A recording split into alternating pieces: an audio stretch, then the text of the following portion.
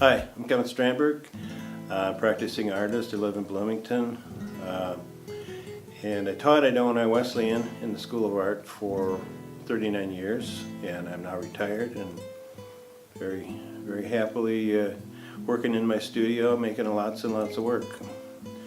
In 1970 I took my first art history class at the University of Minnesota, and there's a tiny little picture of the Sagrada Familia, the Gaudi church, in the Jansen World of Art, and I was transfixed by that thing. And it wasn't until 15 years later, in 1985, that I actually got over there to actually see it, and I've been going back ever since. Barcelona is there's like a creative energy in that city it's pretty amazing. I mean, if you think of all the artists that came out of there, I mean, Dali and Miro, Antoni Tapies, and of course Picasso spent his formative years living in Barcelona. His father was an art professor. And so it was the Gaudi buildings that drew me to the city, actually, initially. And I have been documenting those buildings for a long time, since 1985.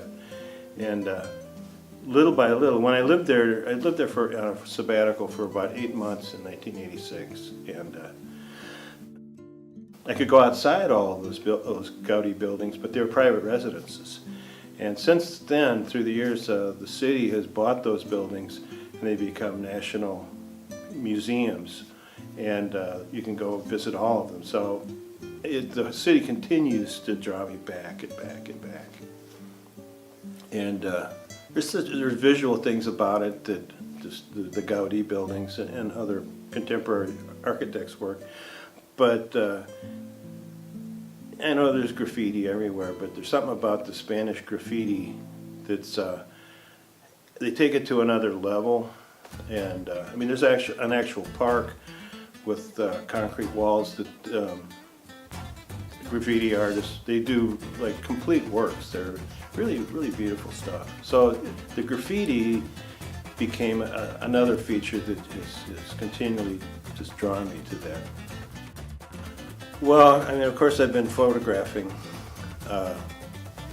everything I could over there, black and white and in color.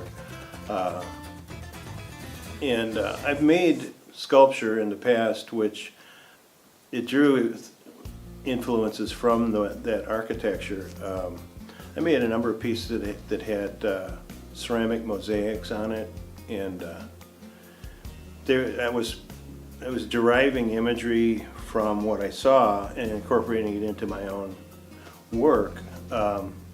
Most recently, I started in 2003. I started fusing glass. I took a class that had a bullseye glass in Portland, Oregon. I actually started a program at Wesleyan of glass fusing, and I was able to actually take photographs, snippets of graffiti, and then through a photographic process I would make silk screens, and then the silk screens I can sift powdered glass onto a sheet of glass and fire it in a kiln, and I can build up collage, build up imagery. And so I started doing these graffiti collages, and then I photographed, there's this amazing exhibition of frescoes, medieval religious frescoes in Barcelona in the Palacio Nacional, and I photographed those, and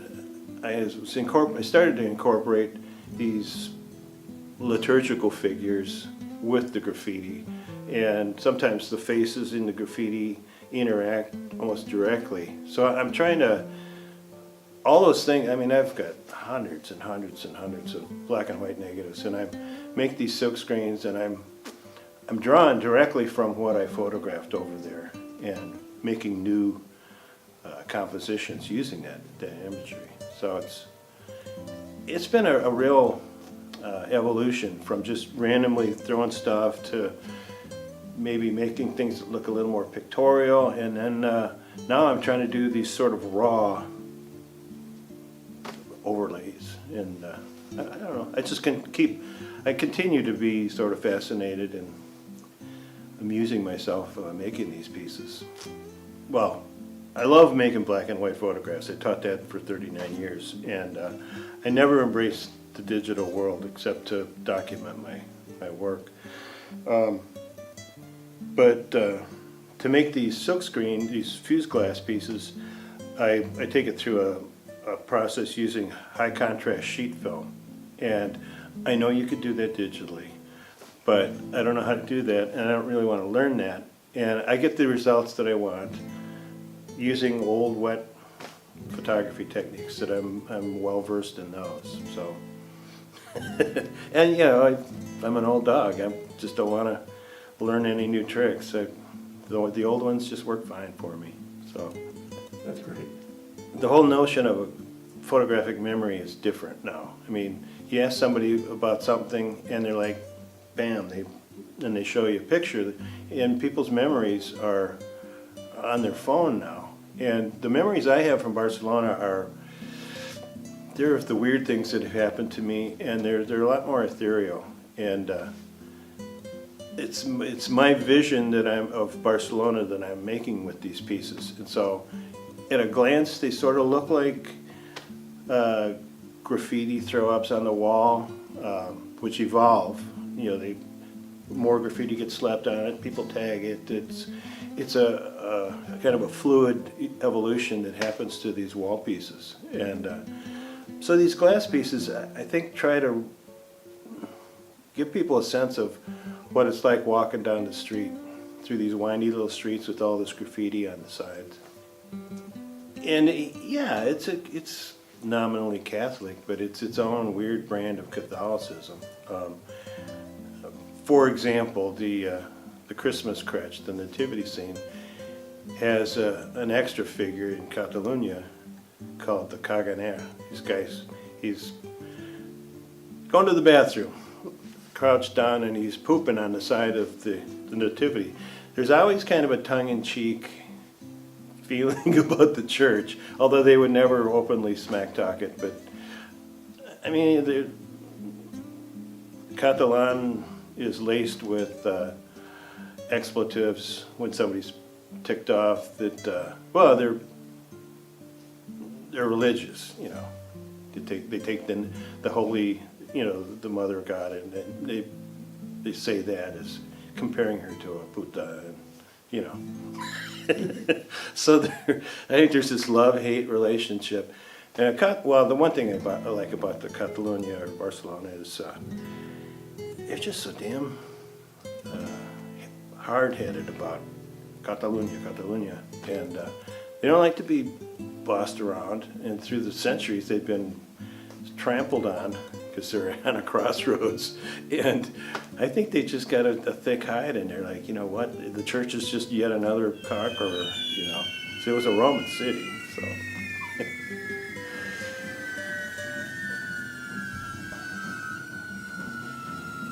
Yeah, actually, there's one odd one that was in there. I started making, when you have a sheet of fused glass, it's hard to figure out what you want to do with it, because it's, what do you do with this thing? So years ago I found a pachinko machine on the curb, and I started putting those glass things.